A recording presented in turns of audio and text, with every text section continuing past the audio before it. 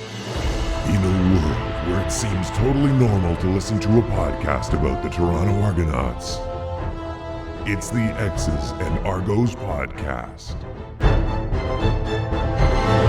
Welcome to the X's and Argos postgame reaction podcast brought to you by Funny Bone Broth. My name is Ben Grant, joined as always by JB as the Argos suffer a pretty crushing loss to the Calgary Stampeders, 22-19 the final, a game in which Toronto just needed 7 points in the second half to pull this one out, and they got 3. JB, we said in our pregame podcast that the Argos couldn't afford to give Calgary any points, and if they could do that, they had a really good chance of winning the game. No special teams touchdowns, no defensive touchdowns, and what happened today, a pick six, and that was more than the difference in this game. Yeah, it was a game there, not to belabor it, but it was there to be won, which I guess is encouraging that they weren't, blown out by a middle-of-the-table team. But there definitely should not have been this close.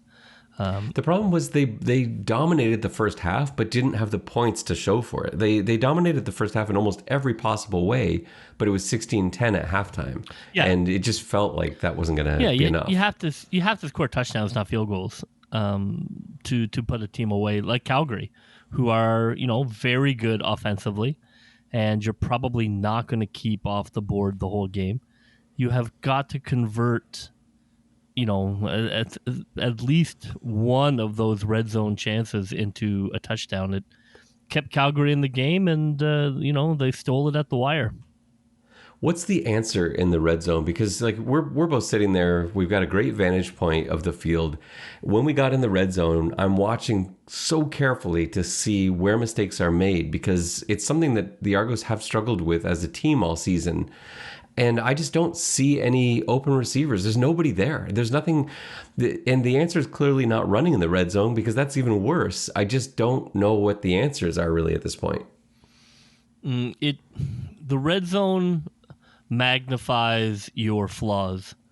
So from an Argo perspective, the fact that they just can't run the ball at will is really gutting in the red zone, because teams just don't play the run at all. And the fact that they don't necessarily have great man-beating receivers, it's kind of a deadly combination where, you're looking at it and think, there's just nothing there. I mean, they're going to have to, look, like any problem in football, you're going to have to try and come up with a solution. You can't just bang your head against it. They did better on the short yardage, which we'll talk about. So I think, whether you look at stacks or bunch receivers or more rub routes, you're going to need to get more creative down there, because just dropping back and looking for a receiver is not working and is costing you football games. So that's really, I think, what has to be cooked up in the lab is, how are we going to trick our way into the end zone? You're not going to be able to do it in a kind of powerful, impressive way. You're going to have to kind of backdoor trick your way into the end zone. So that's what they need to cook up, because they can't push their way in and they can't throw their way in, and that doesn't leave you a lot of ways in. So, I think you have to get in the offensive lab and, figure out what you have and how you can find a way to make that work. I'm surprised we haven't seen more of what you talked about, like bunch plays. We've seen a few things, but it's so rare this season to have seen any bunch, or we haven't seen any stack receivers, and that's something that is tough to defend in man, because it is, man coverage is the problem. The Argos don't have a way to beat man coverage, and they really haven't much of this season. It was a little different. Like a healthy Eric Rogers changes that a little bit, but they right now, anytime a team goes into man coverage, which is what always happens in the red zone, where today we saw cover 1 and we saw man 2, and there's just no answer for it, because like you said, there's no fear that the Argos are going to suddenly run the ball, and receivers are absolutely blanketed. So you end up taking sacks, you end up having to check down and throw underneath. It's sad today when you look at the receiving numbers, the box score. AJ Ouellette is your leading receiver in both receptions attempts and yards. And it's because nobody else was open. He's the check down. He's the last result. And McLeod backs up and he's going through his progressions and where's Tavares? Covered. Where's Curley? Covered. Where's Ambles? Covered. Check down to Ouellet. And it just happened again and again and again. And I know there were some other plays. There are some other issues, like the fact that they lost their only fullback on the roster in the first drive of the game. That completely disrupts your run game, because we don't know exactly how the plays for this week, the packages for this week were drawn up, but there's a pretty good chance a lot of the run game was going to be dependent on having a tight end in the game. And now suddenly you had Juwan Breskison was sort of lining up as the tight end instead, and that's not really his position. It's not really what he's been practicing all week either. So it just wasn't an ideal scenario. There was really very little that went right luck-wise for the Argos. In the second half, they ran into what we were concerned about, which is once a team essentially knows your playbook and knows that you are passing, it becomes incredibly challenging to move the ball successfully, because the D linemen are shot out of a cannon. They're coming around. They're not waiting. They're not looking for a screen. They're just ripping and roaring, looking for the sack. Pocket collapses really quickly. DBs man coverage, because with that pocket collapsing, you only need to basically stick with your guy for 2 seconds, 2.5 seconds. So you're able to do that.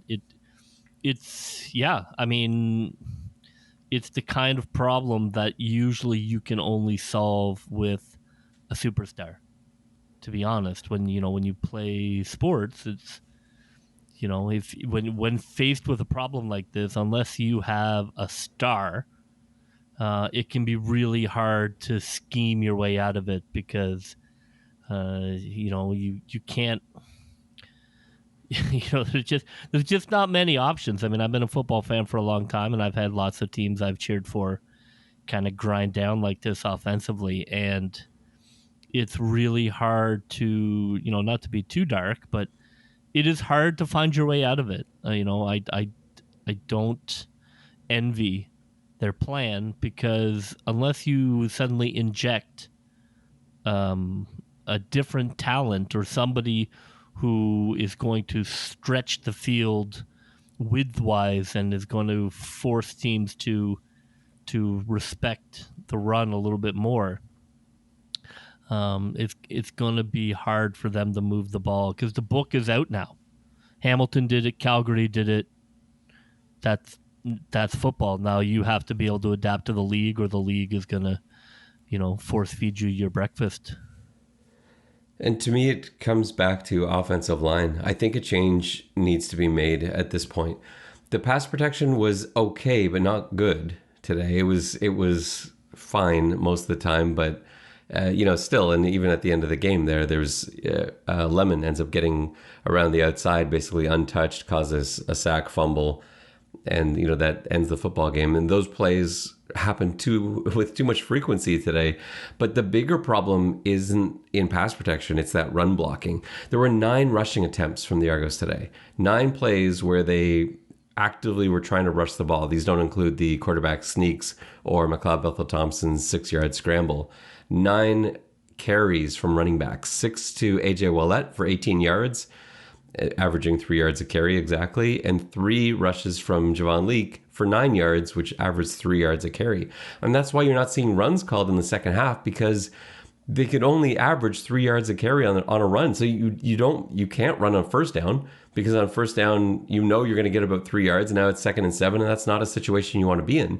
And so you pass on first down, and now on second down it's 2nd and 10, and you can't run again. And it's just it's a huge problem. And even when it was like 2nd and 3 and 2nd and 4, you're not even sure you can run in those situations either, because those got stuffed today too. I think it's now time where a change needs to be made on the offensive line to resuscitate the run game. Because I don't put this on Ouellet and Leake. I thought they actually had kind of a nice combo together, and unfortunately they were showcased way more as receivers than they were as ball carriers, because that was where they were open. But you could see in the open field the damage that they can do. They're both great with the ball in their hands, but they got absolutely no blocking at all today. No, I don't blame them either. They're not supposed to be load-bearing walls. I think it's unfair just to be like, okay, well, Harris is out. Let you become a Canadian All-Star. Like, it's not how it works. You know, he's a good player, and I thought he played well tonight, and I think he is a good player for them moving forward. But is he a lead back?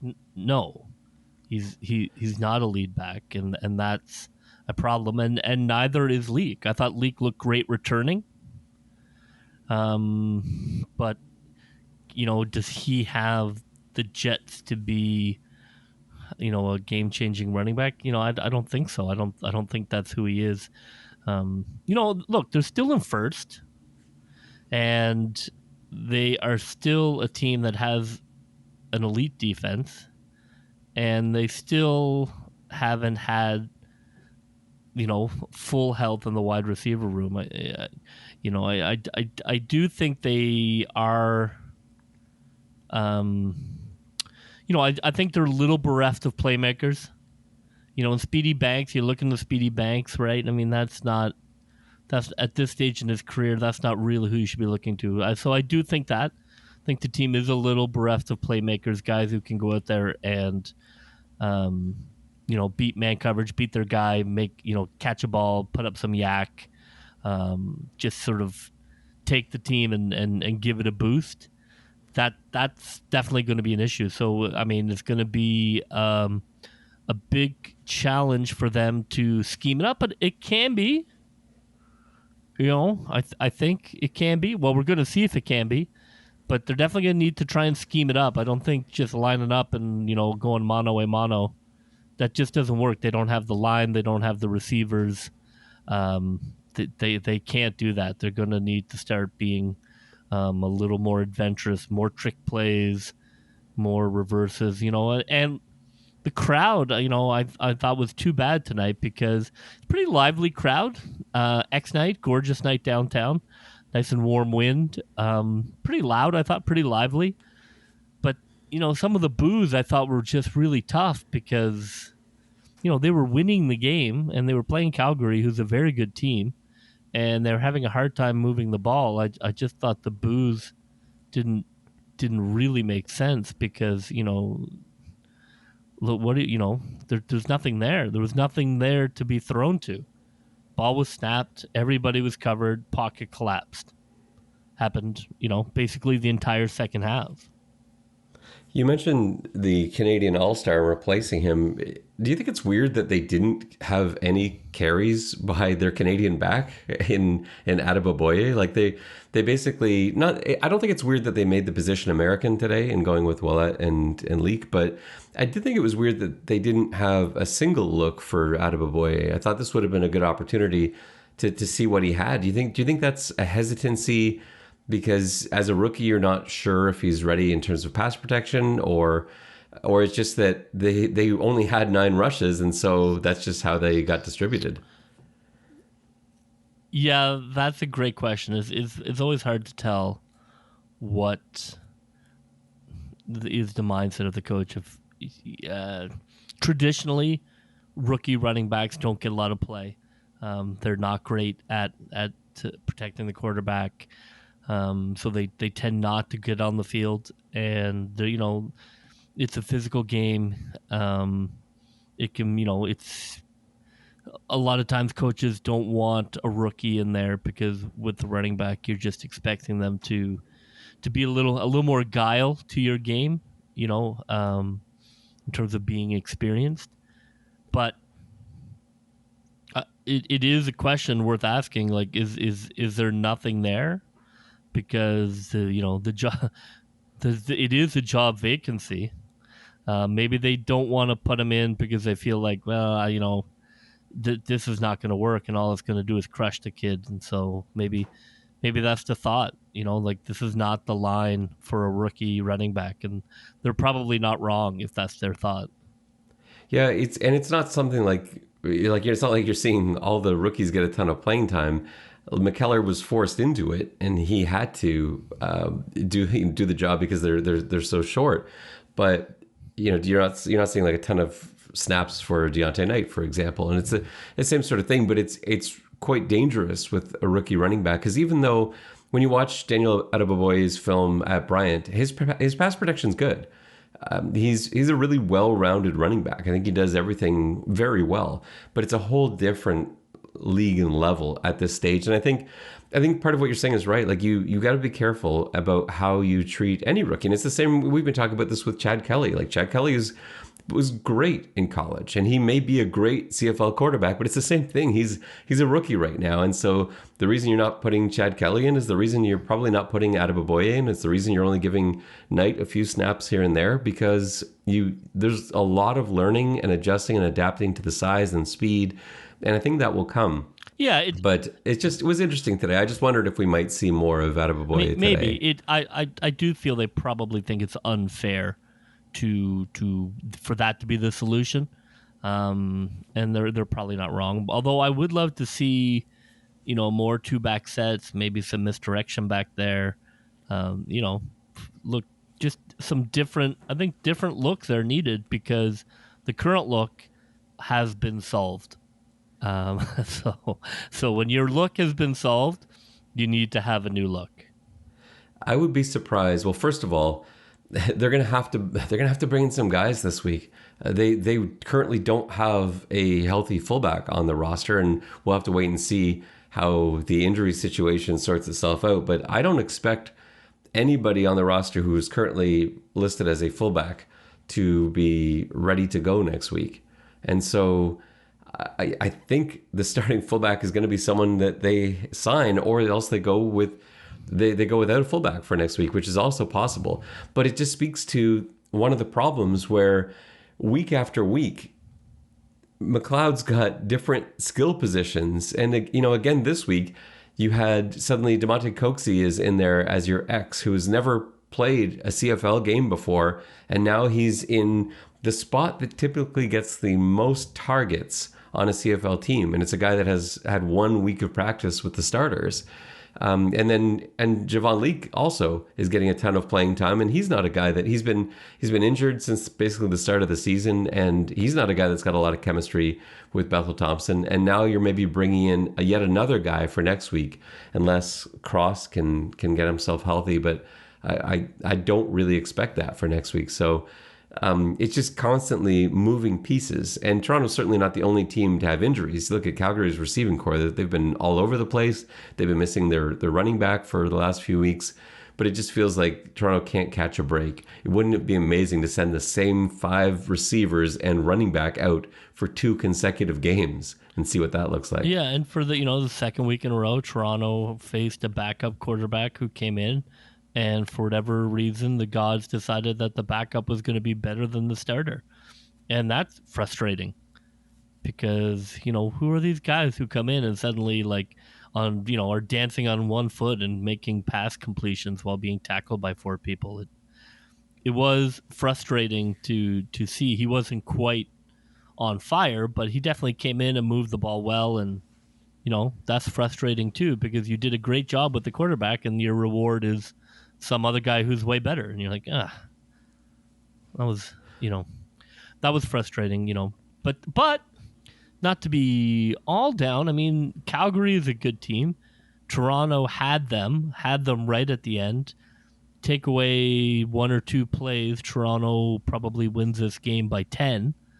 That starts to feel a little hollow as the season goes on, but they're still in first place. They still have the games against Hamilton. I don't think the world is caving in. The defense is still elite, and the offense just has to fix a pretty significant problem. But that's the fun part of football, right? Go in the lab, cook it up. You only got to trick them for a half. You don't have to trick Hamilton for the whole game. You just need to be able to trick them for the second half. So, go in, come up with some looks, come out in that second half, and defense will keep you in the game. You come out and surprise Hamilton and do that magic trick as long as you can. And just to explain to people that aren't certain as to how coverage can be affected by not having to worry about a run game.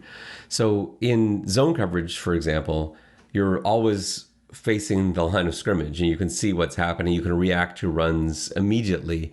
In man coverage, it's much more difficult. In man coverage, you are not relying at all on your defensive backs to make tackles in the backfield. And if a defender in man coverage is thinking in the back of their head, if this is a run play, I got to break off this, and I got to read my receiver and diagnose this as a run or pass right away, then they're not committing as much to the coverage as they otherwise should be, and they can get caught out.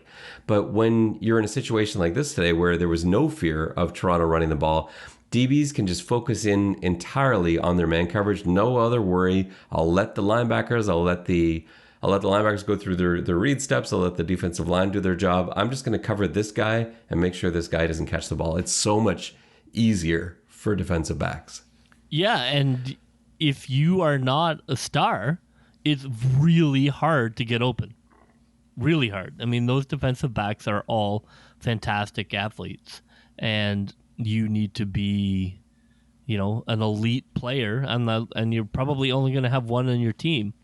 But that's the difference, right? You need to have somebody who is a star who can get off that man coverage and get open consistently. Because you look at the top 5 receivers in the league, you don't think teams have tried man defense against them? Like they have, but it just doesn't work all the time. So that's really the difference. Is if you look at the top 5 receivers, that's where Toronto's coming up a little bit short, I think.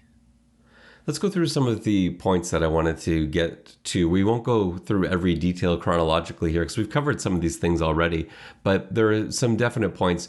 Starting with the opening kickoff and a theme that ran throughout the game, I thought the kickoff coverage was really good, even after it lost a couple key guys to that coverage team in Eli Menser and Enoch Penny-Lawyer. They still were able to really hold Calgary's return game in check. And that's something we were pretty worried about coming into this game. But seeing Kassar on that opening kickoff come flying down there, making tackles. You had Adebaboye in there with a couple of tackles. Menser and Penny-Lawyer also, before getting injured, were all over the place. And this is without Josh Haggerty, who might be the best on the team in terms of getting downfield and making special teams plays. So I thought that unit, special teams in general today, I thought had an excellent game, but the coverage unit especially was terrific today. Yeah, they as we thought they would. They bounced back. They had been a solid unit. They looked great today. They looked how they looked before. Fast, violent, aggressive tone setters. The kick return game with Leak was much better than it had been. I thought that the special teams played well enough to win that game for sure. It just is a little. I mean, again, that's another positive to take away in that 2 of the 3 units are playing at a very high level. So that's not bad. It means you just have 1 fire to put out, not 5.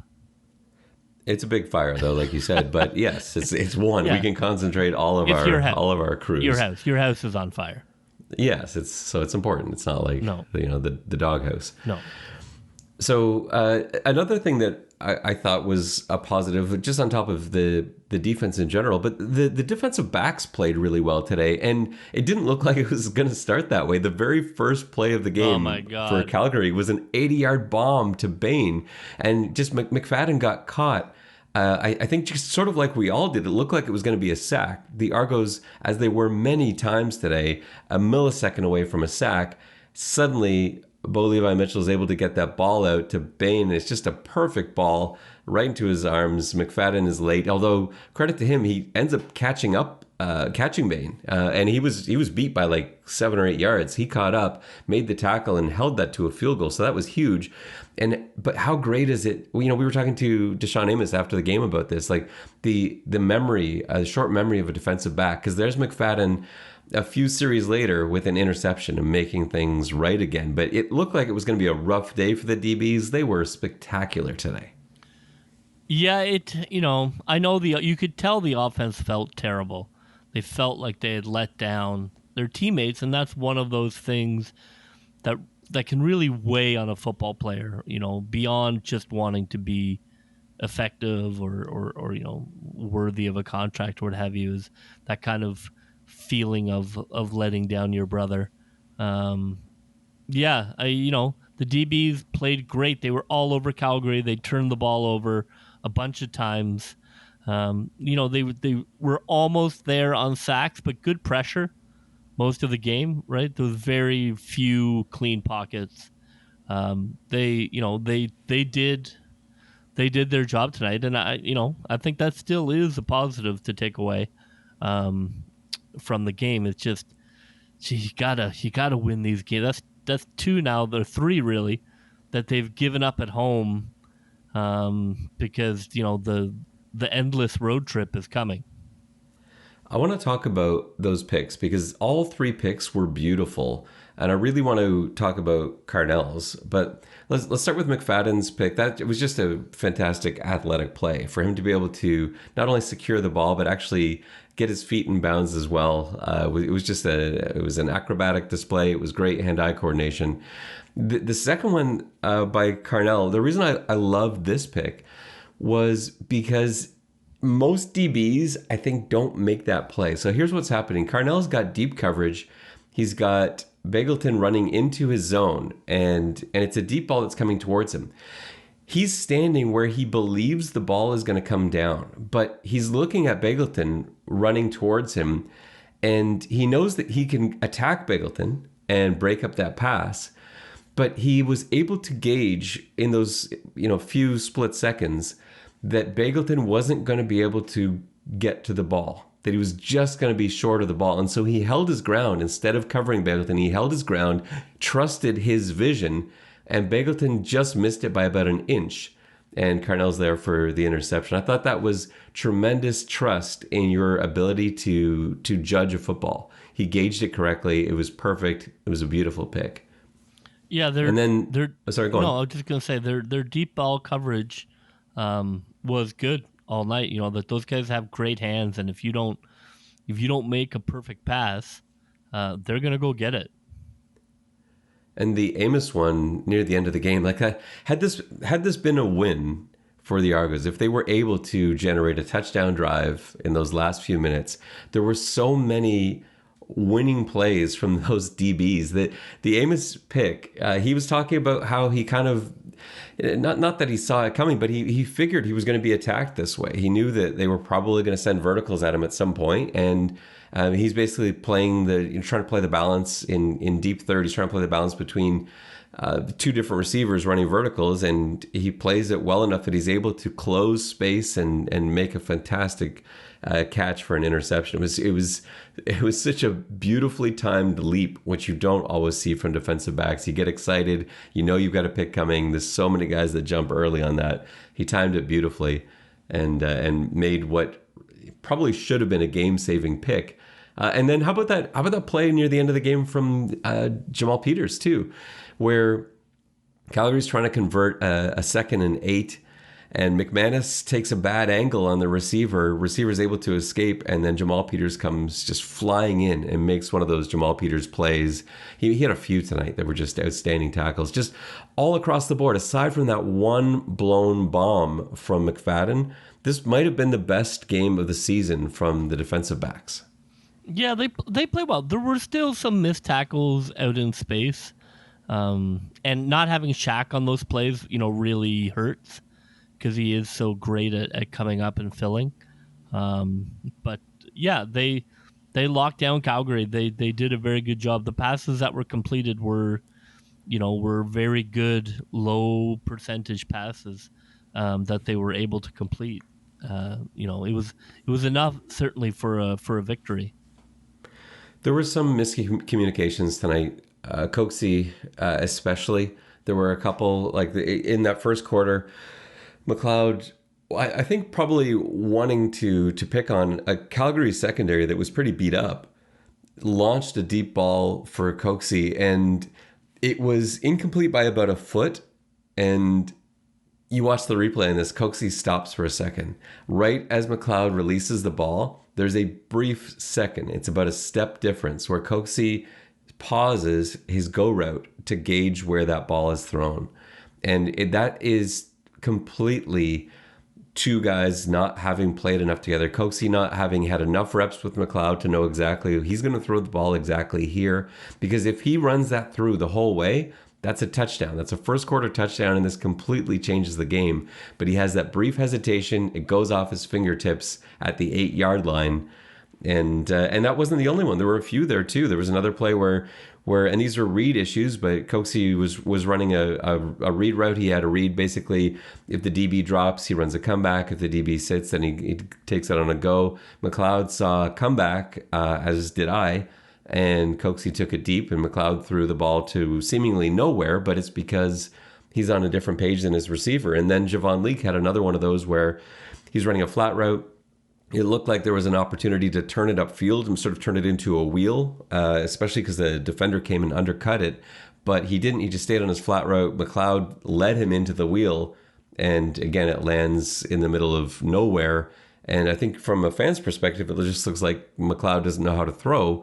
But it's a miscommunication. And it's like we said before, you got so many moving pieces, new guys in every week. This is going to happen. But it's too bad that that in a game that's decided by 3 points, in a game that was so close, you just needed one less miscommunication, one less drop, one less. Yeah, and can we talk about those drops? Like, how about that drop to Deveris Daniels or the one to Ambles? I don't know which one was worse, but man, those would have been turning points too. That catch, if Deveris catches that deep dig route, that's at least 3 points there, but they're going to be deep in Calgary territory that potentially turns into 7. That was a huge play, and the Ambles drop would have converted a second and long. That would have been massive too. They could not catch a break today. No, Daniels has to be better. I agree. Look, with Coxie and Leak, and a guy's coming in and they don't get the reps, and they're not reading the game the same way, and that's hard too. To have guys that you don't really know that well, and to put that confidence in them, and sometimes guys just never get to the point where they can read the same as the quarterback. But Deveris has been there. He knows it. He's got to be the rock. He's got to be the guy who says, like, I can do this. Well, yeah, we have new parts in here, but I'm going to be good for 5 catches and 85 yards guaranteed. And it's just not enough. It's not enough from him. It's not enough from his contract.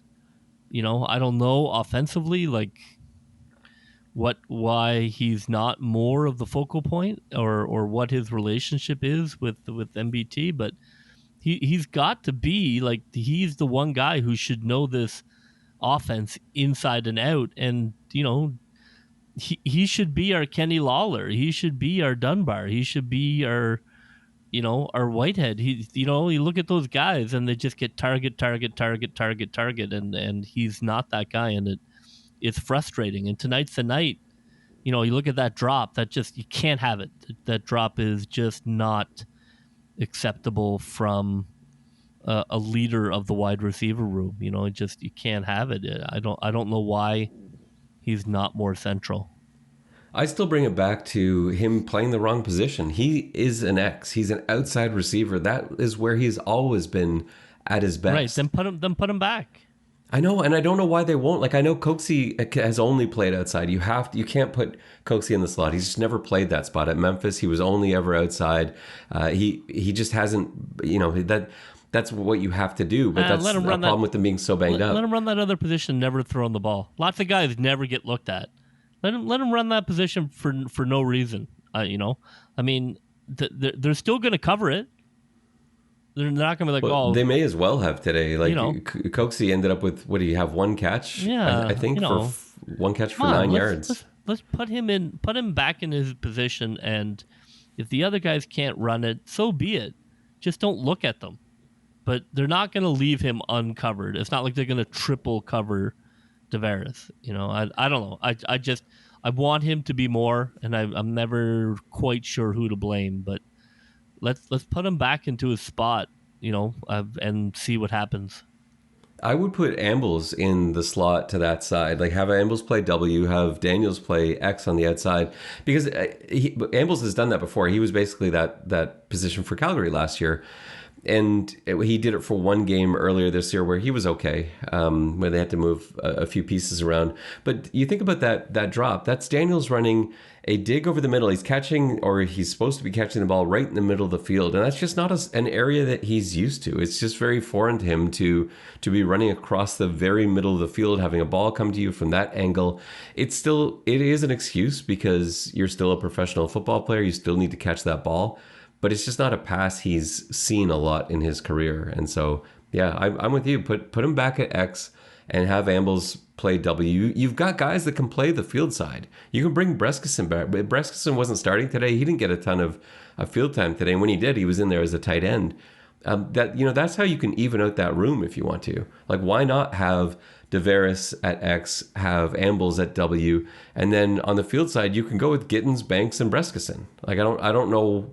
I'm not giving up on Coxie. I think Coxie can be a good player. I really like him at Memphis, but I just don't think this is a game he should have been in, and not in that position when it's forcing your best receiver to play out of position. So it was frustrating for me.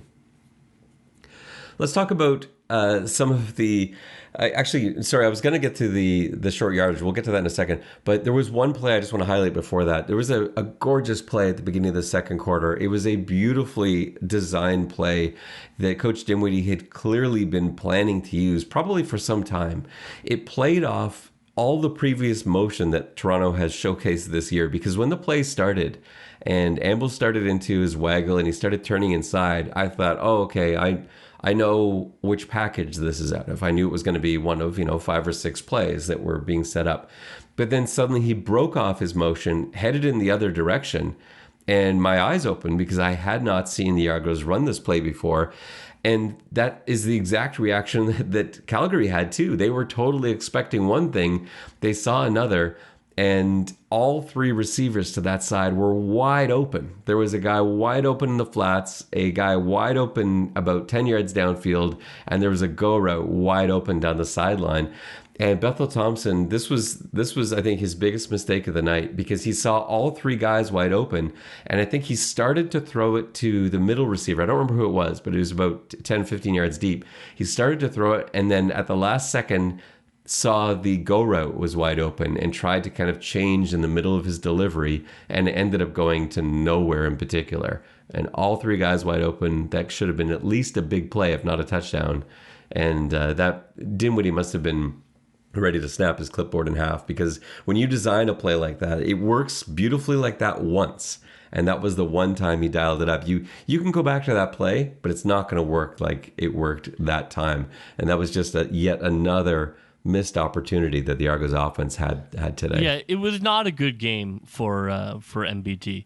I don't think he was the reason they lost, and we've talked about why it was challenging for him to see receivers. But he's like any quarterback. He has hot streaks and cold streaks, and he got into a bit of a grind in that second half, and I didn't think the offensive coordinator did a great job of trying to get him out of his funk, to kind of get him back into a bit of a schedule, get a couple of completions going.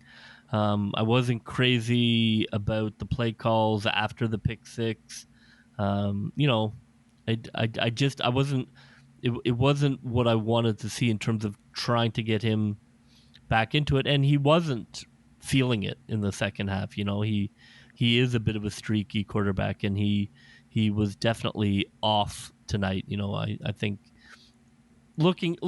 when you get the ball and you look up and everybody's covered, that's a really terrifying feeling. And I think it affected him. I think it frustrated him. I think he felt like, well, what am I supposed to do here? Who am I supposed to throw this to? And that's not a good place mentally for a quarterback. No, and I felt like the second half was probably his worst half of the season. He played well in the first half. He was completing the ball 70% in the first half. He made some really nice decisions, and like we both said already, the stalled drives, they're not on him. They're the result of being able to not being able to run the football and guys not being able to create separation. But in the second half, he played poorly.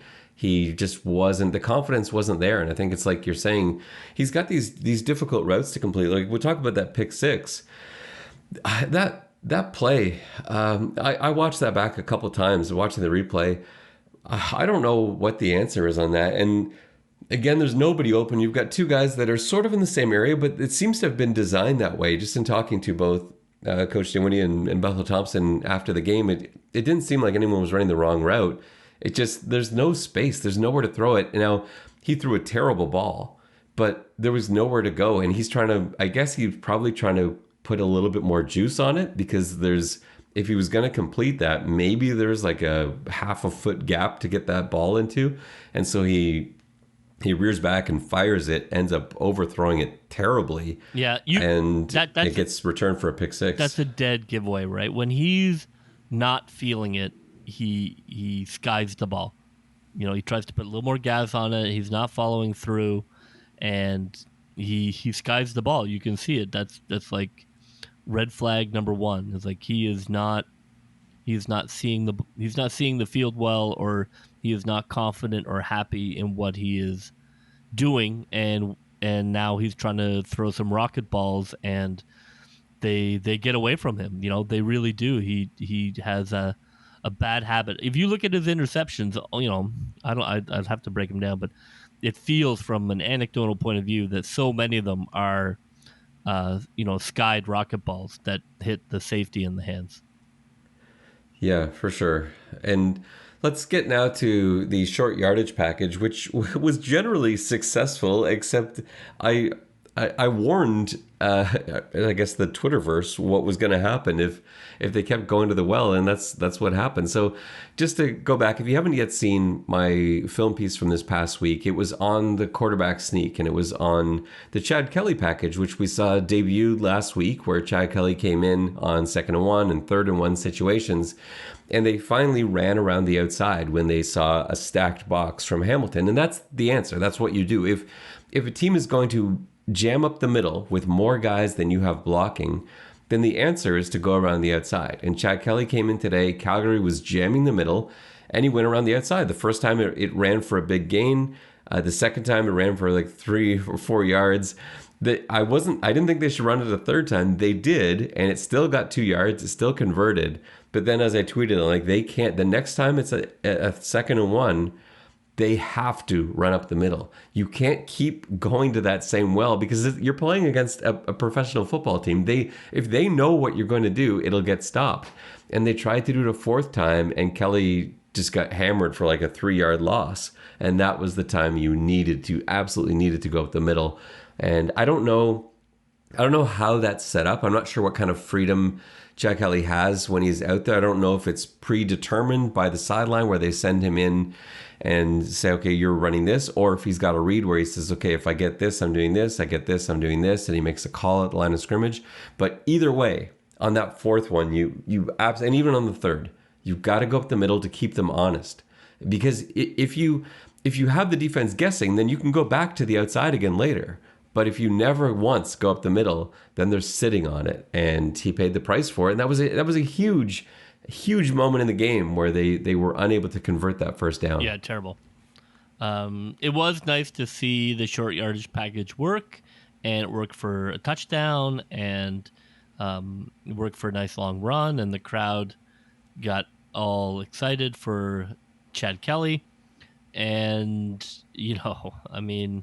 I don't know. I agree with you. I don't know whether he has a read, but it just has to go up the middle. You have to. First of all, going up the middle shouldn't be a problem. Like, everybody goes up the middle. You should be able to convert up the middle. That's a separate issue. Like, you shouldn't be so afraid of up the middle. That should be convertible every time, as it is. Well, especially on that 4th one, because they weren't jamming it anymore, because they had run around the outside 3 straight times. So now there's a gap in the middle, and he took it around the outside. That feels like a read. I mean, I just can't believe any coach wouldn't feel like, oh, they're going to be all over. I mean, if anything, coaches go away from things because they overthink it.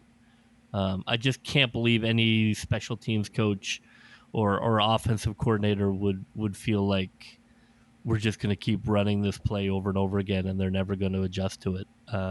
I put that on Kelly because it feels like a rookie mistake, to be honest.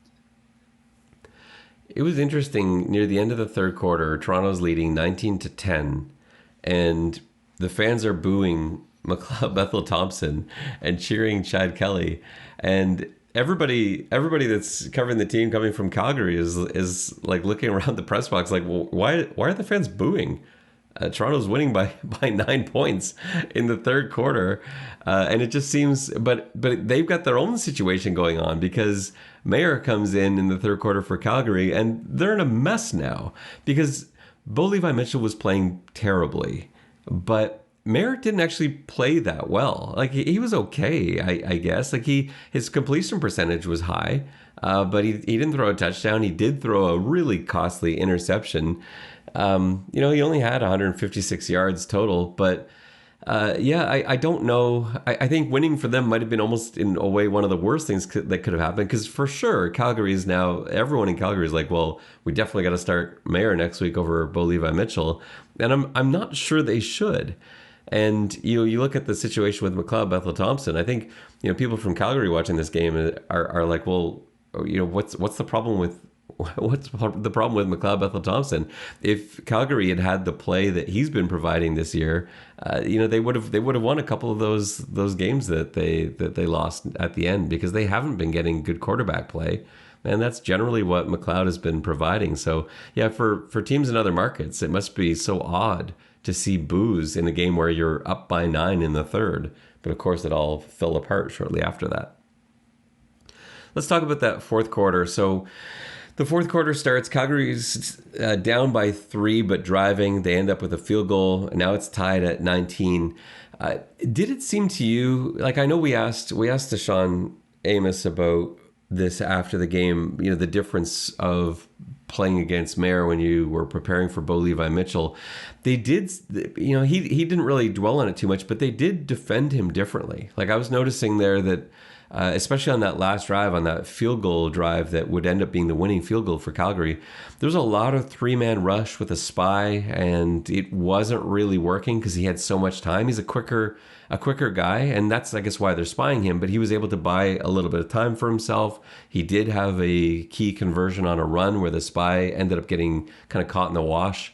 I'm just not sure it looked like a team that was ready to play against a more mobile quarterback. No, it's been kind of a frustrating dynamic that they've had to deal with a bunch of times where all of a sudden, somebody completely different comes in with a whole new skill set. So that's definitely been a challenge that the team has faced.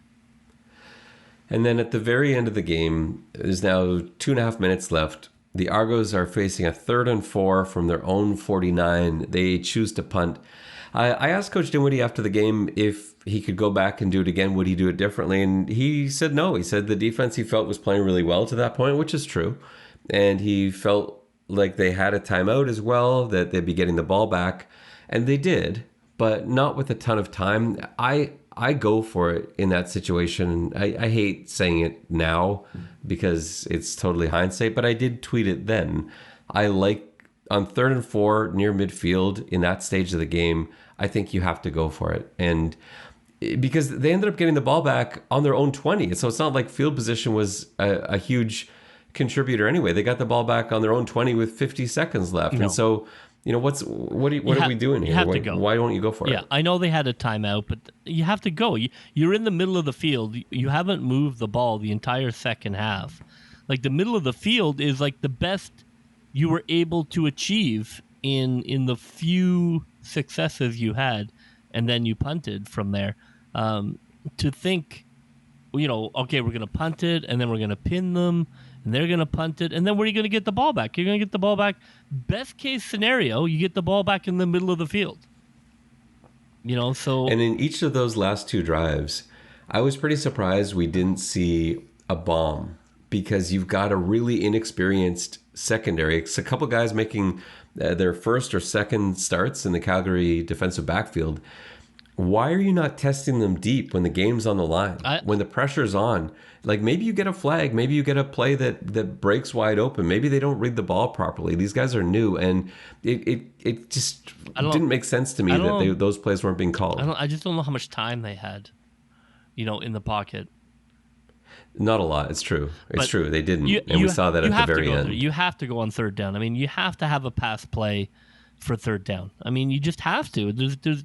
To punt there is the wrong decision. I just think objectively, you could, I would defy somebody to walk me through what's going to happen. Where what is going to happen here? Okay, you're going to punt it.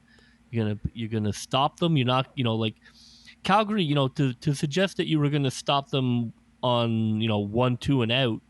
That wasn't the case for most of that second half. They were able to keep them in check, but it wasn't 2 and outs, and it wasn't a 2 and out again when they got the ball back. I thought it was such a low percentage chance that you get a 2 and out, and then you get a punt, and then you get a decent return, and then where you're at the 45. It was the wrong decision. I just think there's no two ways about it. It suggested an immense lack of confidence in the offense, and you got to have a play there. You got to have a play for 3rd and 4. On your Denny's menu, highlighted in yellow, 3rd and 4 for the game.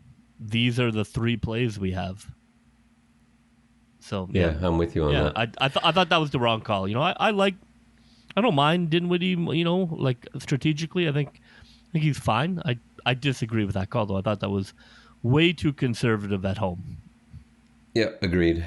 Well, even after all this, the Argos are still in first place in the East, but only just barely hanging on. They've got half a game on the Montreal Alouettes, who took down the Hamilton Tiger Cats by a single point earlier today, and that was kind of fun to watch.